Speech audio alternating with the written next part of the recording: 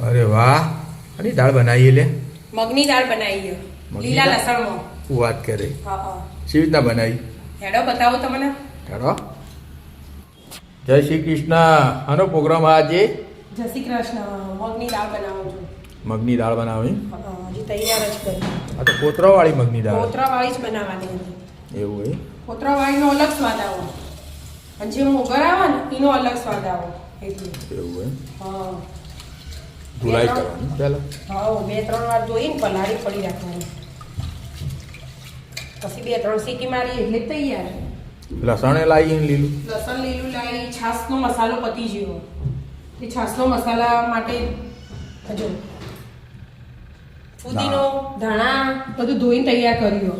અને હું કોટનના કપડામાં છોડે સુકવવાનું. પછી છાશનો મસાલો બનાવ્યો 2 દિવસ પછી. પહેલા મગની દાળ બનાવી ગયા. હા, મગની દાળ 2 વાર ધોઈ છે. હવે ડાયરેક્ટ સીટી. અને આ તો ધીમા ગેસે મૂકવી પડે. કોતરા હોય ને એટલે ફૂલ ગેસે ના મૂકાય. ઓ પેલા કોતરું કુકરના ઢોકળામાં અહીંયા ફસાઈ જાય એટલે. હા, તો પછી ફૂટી જાય. ફૂટી જાય એટલે થોડુંક મીઠું નાખી દેવાનું અને મૂકી દેવાનું. બરાબર, ચકાચક. ચકાચક લીલા લસણ, આદુ, મરચાં વાળી મસ્ત બનાવે. પ્રોટીનથી ભરતી. હા, હા, લીલું લસણ લાવી દીધું. ચાલો. તમે તૈયાર થઈ ગયા? હા. દાળ ચડી ગઈ લે. હા, દાળ ચડી છે. 2 સીટી વાગી. અને પોતરા વાળી હોય ને તે બહુ સારી શરીર માટે. કસ અંદર એટલે વિટામિન, પ્રોટીન બધું જ મળે. કોતરાવાળી દાળ સારી. હા. પેલી આવે જ છે ને આપણે મોગર આપણે લાવીએ એ મગની દાળ જ એ કહેવાય. મગની જ કહેવાય. મગની મોગર એવું નામ કહેવાય. અને બરાબર નથી હલાવી એમ બ્રેન્ડર નહીં ફેવરવાનું. વઘારે મૂકી દીધો. આ બાજુ જીરો તૈયાર જ છે. જીરું. જીરાથી જ વઘારું રહી નહીં નથી. હાજી. જીરાથી વઘાર. હા. હિંગ નથી. હિંગ. આવો. આવી ગયા? વિદ્યા આવી જાય બેટા. સરસ લે. શું બનાવું તે? મગની દાળ. મગની દાળ બનાવો. બનાવો.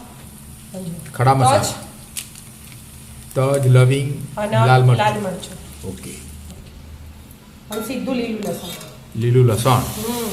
મમતા પર ડુંગળી, ટામેટું એવું બધું એ નખાય. પણ હાલ લીલા લસણની સીઝન ને એટલે એકલા લીલા લસણમાં બનાવવાની. હા. એકદમ અલગ જ સ્વાદ આવે. લીલા લસણમાં સ્વાદ આવે. હા. અને આદુ અને મરચાં. કમ્પ્લીટ થોડી કરી તૈયાર જ દીધું. કર્યા. બરાબર. લસણ ચડે એટલે બધું હાથથી ચડી જાય.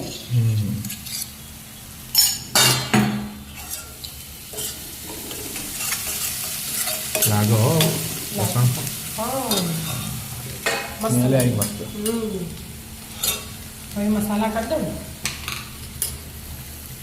મીઠું. થોડુંક જ દાળમાં નાખ્યું હતું, વધારે નહીં નાખ્યું એટલે. ધાણા જીરું, લાલ મરચું લાલ મરચું. અને હળદર. હળદર. બીજું કશું જ નહીં નાખવાનું. બસ આવી સાદી સિમ્પલ જ બનાવવાની. મસ્ત લાગે. મસ્ત લાગે એમ. આપણે એના હતા એટલે આવી ખાતા ને શિયાળા એકલી બધા કોદોય નખ્યો ને ટોમેટો. ટામેટું એ નાખ્યું એવું એ નખાય. પણ આજે એકલા લીલા લસણના ફ્લેવર વાળી બનાવી. એ અલગ અલગ હોય. ટામેટું ની નખીએ આપણે પણ આ લસણ બસણ ના મળતું હોય ને એટલે નખાય. તો ચડવા દે. હા, 2 મિનિટ ચડી જાય એટલે ના ભાગી દઉં ને બધી. હા. આખી હોય તો એ મસ્ત લાગે. પણ થોડી ભાગેલી હોય ને તો ભાખરી મોર્નિંગ ભરાય. સાથે ભાખરી હોય, બાજરી રોટલા. ચડવા દે. હા.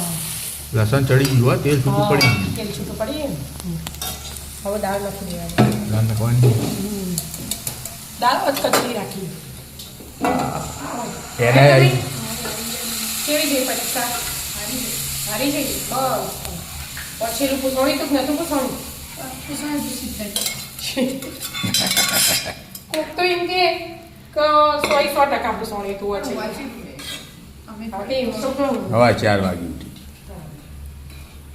પૂછાતું નહીં એવું છે ને એટલે. એવું. હા. વાહ વાહ, દાળ લાગે હો કે કલર આવી ગયો. ખાઈ લે. ભાખરી બનાવો. બીજું એક્સ્ટ્રા વઘાર કરવો હોય ને હવે ના ભાખરી બનાવો. તમને ભાખરી હાથે ખાવા. બીજો વઘાર કરવો હોય ઘીમો વઘારીને ઉપરથી રેડાય તો કાશ્મીરી મરચું વાળું તો એ મસ્ત કલર આવે એકદમ. કલર નહીં લાવવો આપણે. ડબલ તડકા. બધા એક તડકો બહુ થઈ ગયો. સિંગલ રાખો ના છે હા સિંગલ. લીલા લસણ વાળી સિંગલ જ ભાવો. હા હવે આ ઘડીક વાર ઉકળો ને ખાવા બેસી જાડો. આ તો ઉકળવા દે. હા મગની દાળ ઉકળવા માંડી હો. થઈ જાય. થઈ જઈએ ને. જાડી જ રાખવી પડે. જાડી હોય તાણા રોટલી ભાખરી એના બાજરીના અંગાત રોટલા મજા આવે. મજા આવે ખાવાની. એટલે હું બાકી રહ્યું હવે લીલા દાણા તૈયાર જ છે ધોયેલા. તો એટલે તૈયાર. આવી જાઓ મિત્રો ભાખરી અને મગની દાળ ખાવા. રાધે રાધે. રાધે રાધે.